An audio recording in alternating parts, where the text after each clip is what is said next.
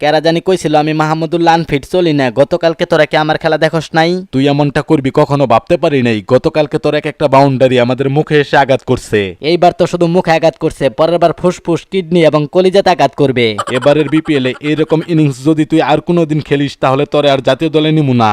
আমার এইবার জাতীয় দলে না নিলে পাবলিক তোমাগো রাস্তাঘাটে কুত্তার মতো পিটাইবো। পাবলিকের মার কোনোদিন খাই নাই, দু একদিন খাইলে সমস্যা নাই, তোর একেবারে পচ্চা বাদ দিয়ে দিমু। পাবলিকের মার যদি খান তাহলে টয়লেটের রাস্তা আর মূত্রথলি এক হইয়া যাইবো। ওরে বাবা রে বাবা। আচ্ছা মাহমুদুল্লাহ ভাই গতকালকে কত রান করছে? মাত্র 24 বলে 51 রান করছে, যার মধ্যে 7টা 4 ও 2টা বিশাল বিশাল ছক্কা ছিল।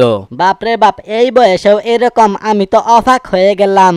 অবাক হওয়ার কিচ্ছু নাই, আমি আর মাহমুদুল্লাহ ভাই একই দলে, তাই তার রান মানে আমার রান। দূর মিয়া, অন্যের মেশিন দিয়া মোতা বাদ দিয়া নিজের মেশিন দিয়া মোতেন। আরে বলত, আমি যে খুব একটা অফ ফর্মে আছি তাও কিন্তু না, প্রতি ম্যাচে 20-22টা করে রান করি। বাহ চমৎকার, এরকম ইনিংস খেলার জন্য শোকের কালো বেশ পরিয়ে আপনারে উগান্ডা পাঠানো দরকার। কেন শালা, তোর বউ কি উগান্ডা থাকে নাকি? রশিদের আবার বউ, ওর স্বপ্ন দোষ হয় তাই তো বেশি। আইছে শিক্ষক ছাত্র দুইজন আমার সাথে লাগতে আসি না রে পাগলা, লাগাইতে আইছি। আমাগো সিলেটের কি হইলো, একটা ম্যাচও জিততে পারি না। গতকালকেও তামিম ভাইয়ের কাছে হাইরা গেছি। তামিমের কাছে হারো নাই, মাহমুদুল্লাহর কাছে হাইরা গেছ। তার 51টা রান তোমাকে জন্য কাল হয়ে দাঁড়াইছে। কি গো পাপন কাকু, আপনি আমার প্রশংসা কবে থেকে শুরু করলেন? যা সত্য তাই কইছি, আমি সব সময় সাদাকে সাদা আর কালাকে কালা বলি। জীবনেও না, আমার প্রশংসা করার মতো লোক আপনি না। রহস্যটা কি খুইলা কন, না হলে কিন্তু আপনার রহস্য আমি সবাইরে খুইলা কমু। সত্যি কথা বলতে পাবলিকের ঠেলায় আমি এখন ভালো হইয়া গেছি। আপনি আবার খারাপ ছিলেন কবে? আমি তো আপনারে সব সময় ভালো মানুষ মনে করতাম। খারাপ ছিলাম না, একটু শয়তানি করতাম আর কি। আমার শয়তানি দেখে শয়তানরা তাদের কাজকর্ম বন্ধ কইরা তামাশা দেখতো। বুঝছি, আপনি শয়তানের খারাজিল কি ছিলেন। ও শয়তানের খারাজিল কি?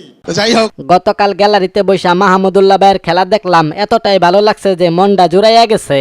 আপনি যাইলে অবাক হবেন, আবার কেউ ভাইবেন না জায়েদ খানকে খোঁচা দিলাম। যাই হোক, মাহমুদুল্লাহ এমন একজন ব্যাটসম্যান যে কোনো পজিশনে যে কোনো সময় ব্যাটিং করতে পারে। সেইটা তো আমি বুঝতাছি, কিন্তু সিলেক্টররা তারে কেন দলে নেয় না আমি সেইটা বুঝতাছি না। সত্যি কথা বলতে মাহমুদুল্লাহর খেলা সিলেক্টররা বুঝতে পারে না, কারণ ভালো খেলোয়াড়কে বুঝতে হলে ভালো সিলেক্টর লাগে।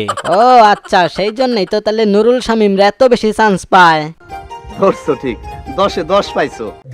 আমার বিশ্বাস পাপন একাদশ বনাম বাদপড়া একাদশের মধ্যে খেলা হলে বাদপড়া একাদশ অবশ্যই জিতবে, কিন্তু বাদপড়া একাদশের ক্যাপ্টেন আমারে দিতে হবে। এবারের বিপিএল এ তুই যে খেলা দেখাইতাছস, ক্যাপ্টেন তো দূরের কথা, তুই রোহিঙ্গা ক্যাম্পেও জায়গা পাবি না। আমি পর্যাপ্ত সুযোগ পাইতাছি না, তাই রানও করতে পারতাছি না। আমার কোনো দোষ নাই। সবাই সব জায়গায় সুযোগ খুঁজে, কিন্তু সুযোগ খোঁজার মতো আমার কোনো জায়গাই নাই।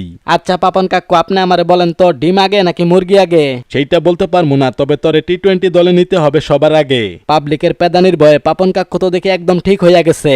পাবলিকের পেদানি খুবই ভয়ঙ্কর। নান্ন একবার গরু চুরি করতে যায় খাইছিল, তখন আমি নিজের চোখে দেখছিলাম। এই বুড়া বয়সে আমি যদি বিশাল বিশাল ছক্কা মারতে পারি, আপনিও পাবলিকের পেদানি সহ্য করতে পারবেন। তাই আগের রূপে ফিরা যান। না রে বাতিজা, দুয়াও চাই মাফও চাই।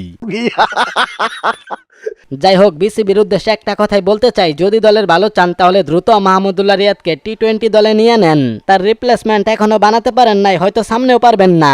মহামূল্যবান একটা কথা বলছেন, মাহমুদুল্লাহ রিয়াদকে নিয়ে নতুন করে আর কিছু বলার নাই। তাই এখানেই বিদায় নিচ্ছি। সবাই ভালো থাকবেন, সুস্থ থাকবেন। আলবিদা।